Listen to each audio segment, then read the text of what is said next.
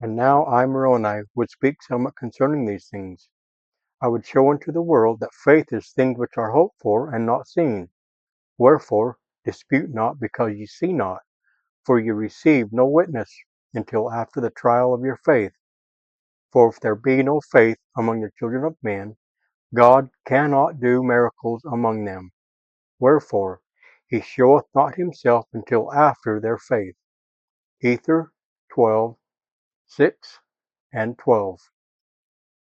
Hello, and welcome to Guided by the Iron Rod. I'm Thurl Jessup, and we are continuing the 24-part series, Plan of Salvation. These are not just scriptures. We study them to prepare our hearts, to strengthen our faith, build our testimonies, and find courage in our walk before God, wherever we may be. If you're new to this series, I recommend starting at the beginning. I'll leave a link to the Plan of Salvation playlist in the description so you can catch up easily. If you know someone who would benefit from this, please share it, and don't forget to like, subscribe, and tap the bell to stay updated. Section 6. The First Principles and Ordinances. Part 11. Faith and Repentance. A young man once lived in a small village nestled among mountains. Though he had grown up hearing the word of God, over time he drifted into paths that led him away from the light. His friends mocked religion, and he began to think of faith as weakness. He worked hard, enjoyed pleasures, and told himself he was content. Yet, as Alma once described, all men that are in a state of nature are in a gall of bitterness and in the bonds of iniquity. Alma 41:11. One night, while alone in the fields, he looked up at the stars. The silence pressed on him, and for the first time in years, he wondered, what if there is more? He remembered words his mother had once spoken: believe in God, believe that he is, and that he created all things, both in heaven and earth. Believe that he has all wisdom and all power. Mosiah 4:9.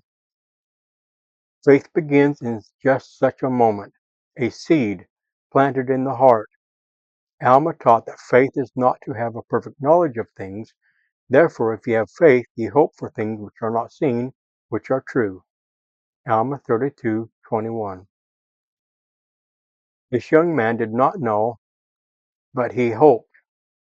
That hope drew him to prayer, halting and clumsy at first, but real. As he prayed, he remembered another scripture he had once heard.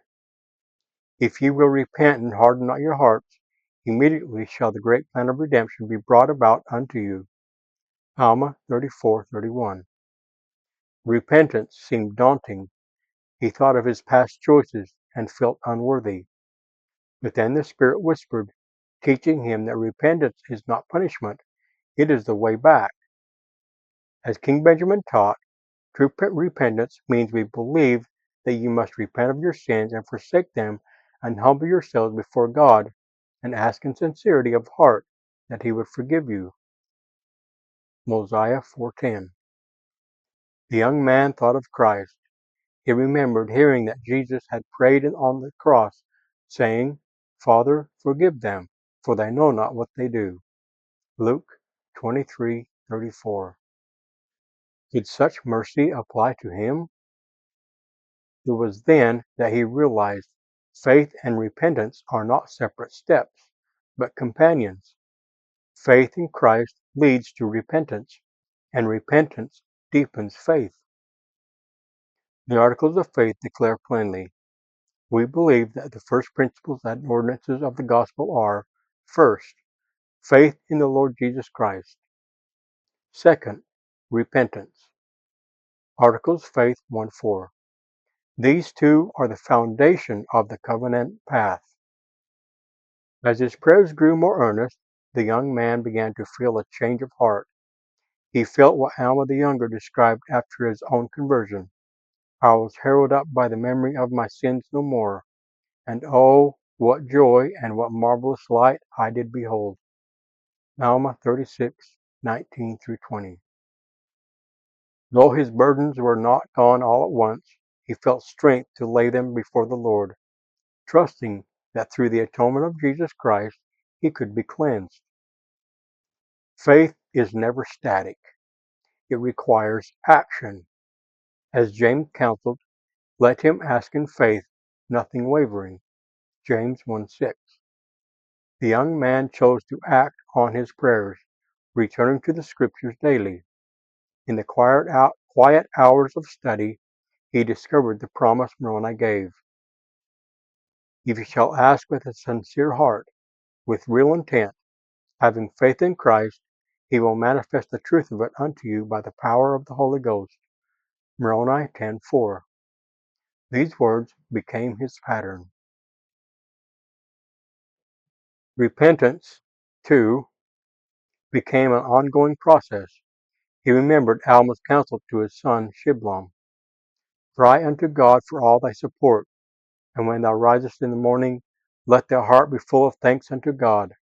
Alma 37:36-37. This daily turning to God transformed his life, not in a sudden leap, but in steady steps.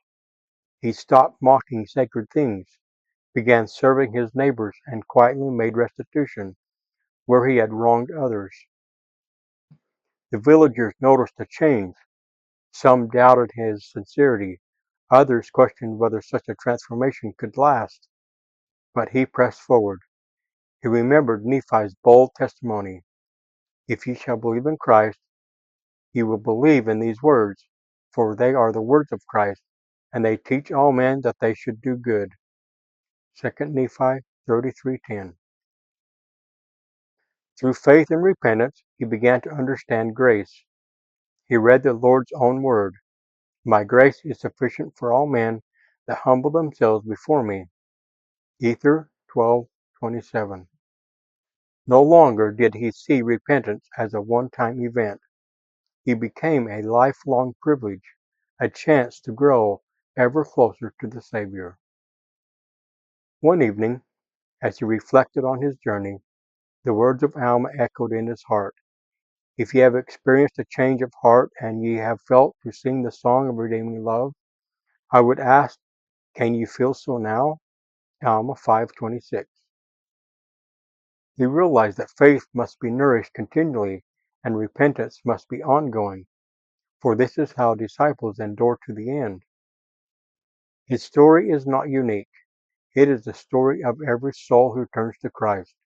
Each of us begins with a seed of faith, nurtures it through prayer and study, and then allows it to grow through repentance. Together, faith and repentance are the doorways through which we enter the covenant path. They bring joy, strength, and hope because they bring us to Jesus Christ.